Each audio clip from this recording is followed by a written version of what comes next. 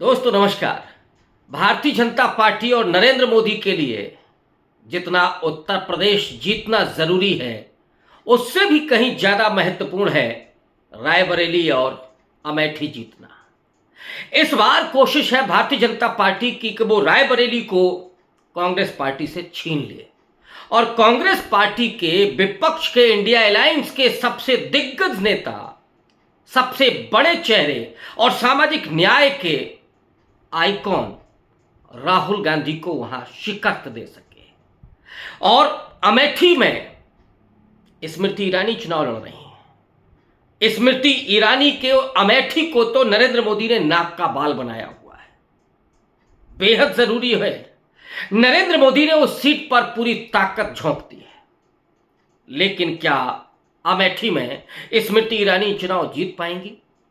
इस वीडियो में मैं राहुल गांधी और स्मृति ईरानी दोनों के मुकाबले, यानी एक का अमेठी पर और दूसरा रायबरेली में राहुल गांधी के मुकाबले के बारे में चर्चा करूंगा। और जातियों के गणित के अनुसार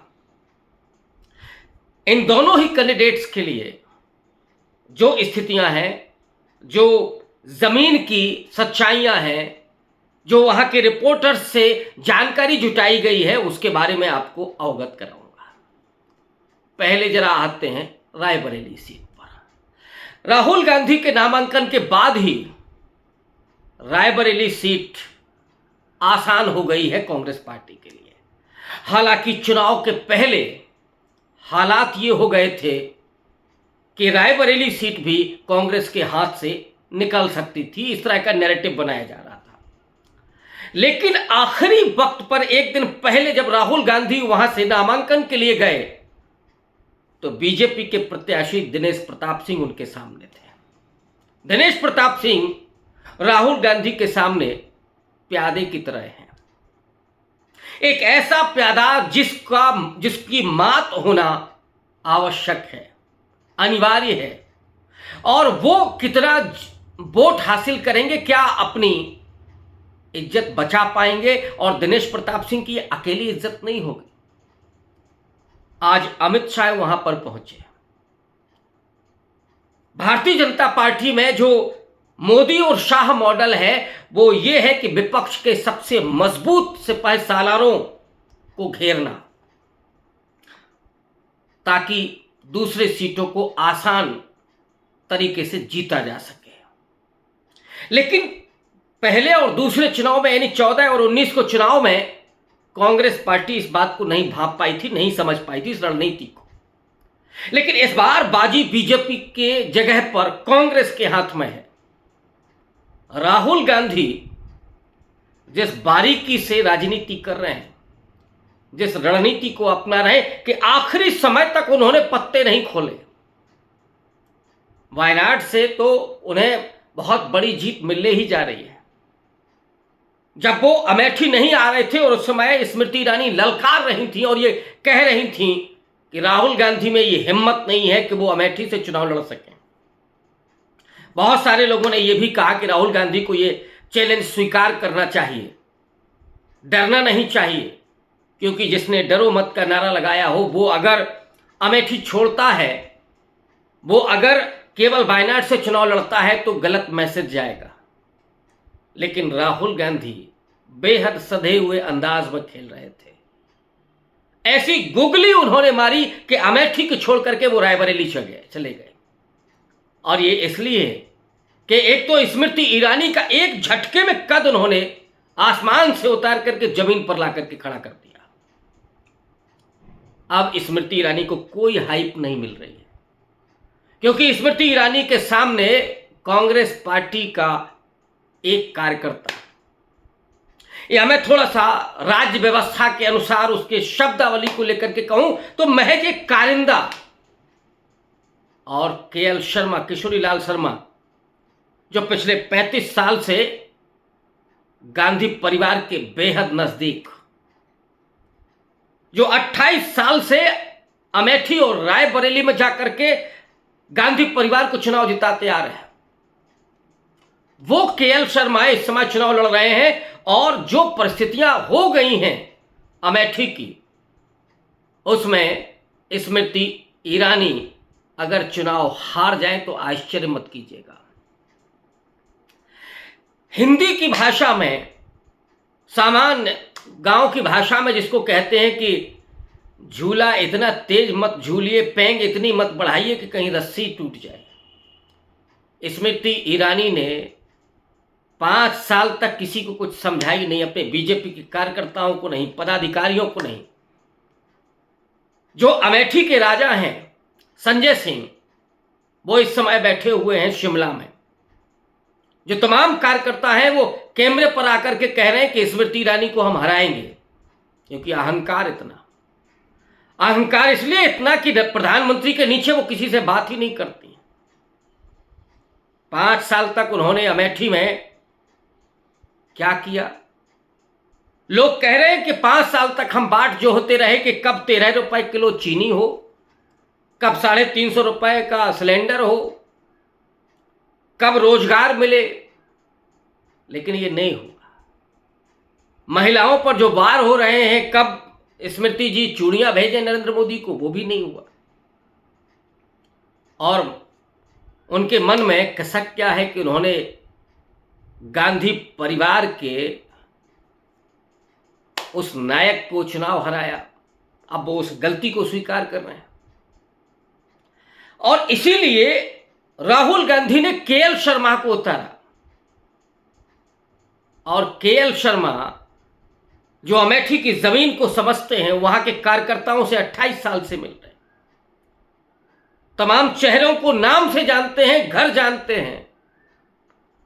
और वहां पर जब किशोरीलाल शर्मा जाकर के कैंपेन कर रहे हैं तो पहले दिन तो यह लग रहा था कि किशोरीलाल शर्मा कम से कम 2.5 लाख वोट से हारेंगे, लेकिन धीरे धीरे ये जो दूरी थी वो कम होती गई और इस समय लगभग दोनों के बीच मुकाबला कांटे का हो गया है।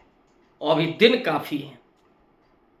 केएल शर्मा का जैसे जैसे प्रचार बढ़ रहा है वैसे वैसे उनको समर्थन मिलता जा रहा है और हालात ये हो गए हैं कि स्मृति ईरानी अगर चुनाव में शिकस्त खा जाएं तो अतरज नहीं होना चाहिए। दूसरी तरफ रायबरेली की सीट है, वहां पर तो आलम यह हो गया है कि कोई मुकाबला ही नहीं बचा है। दिनेश प्रताप सिंह के सभाओं में, नुक्कड़ सभाओं में जो लोग थे उनसे बात हुई मेरी, और वो बाहर निकल करके कह रहे थे कि वोट तो राहुल गांधी को करेंगे। मैंने पूछा कि क्यों करेंगे, तो उन्होंने कहा कि ये लड़ने लायक ही नहीं है। मैंने पूछा आप तो उनकी सभा में थे, तो कहा सभा में जाने की बात अलग है, राहुल गांधी को जिताना है। वहीं पर बनिया समाज के लोगों से भी मेरी चर्चा हुई। उनका कहना था कि उसको वोट नहीं करेंगे, माने बीजेपी को वोट नहीं करेंगे। और क्यों नहीं करेंगे ये जरा गौर करने वाली बात है। जब मैंने उनसे ये खोद करके पूछा कि क्यों आप नहीं वोट करेंगे, क्योंकि ये तो बनिया बामन की पार्टी मानी जाती है, सवर्णों की पार्टी मानी जाती है, और आप कह रहे हैं कि हम वोट नहीं करेंगे। उन्होंने कहा कि एकमात्र मेरा मुख्यमंत्री था हमारे समाज का, अरविंद केजरीवाल, उसको भी नरेंद्र मोदी ने जेल भिजवा दिया। केजरीवाल अब बाहर आ गए हैं, खुल करके बैटिंग कर रहे हैं, छक्के चौके लगा रहे हैं। तो ऐसे में वो जो बनिया समाज है वो भी सीधे तौर पर खड़ा हो गया है रायबरेली में भारतीय जनता पार्टी के खिलाफ। राहुल गांधी दिन ब दिन मजबूत होते चले जा रहे हैं। और अब कितना अंतर बढ़ेगा, क्योंकि राहुल गांधी में आज दलित कई बार अंबेडकर को देखने लगा है। वो व्यक्ति जो अपने हाथ में संविधान लेकर के चल रहा है, जिसने संविधान की रक्षा की शपथ ली और यह कहा कि मेरी जान भी क्यों ना चली जाए, हम संविधान का बाल बांका नहीं होने देंगे।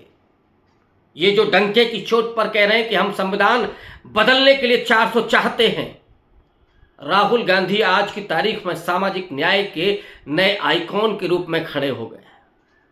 और इसी वजह से समूचा दलित उनके साथ आकर के खड़ा हो गया है।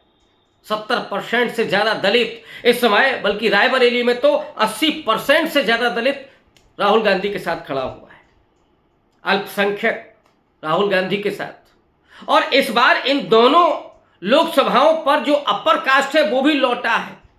ये दो ऐसी लोकसभाएं थीं 1989 के बाद भी जहां कांग्रेसी वोटर बना रहा, अदरवाइज पूरा प्रदेश अलग अलग राजनीतिक दलों में बंट गया था, कांग्रेस का पूरा वोट बंट गया था।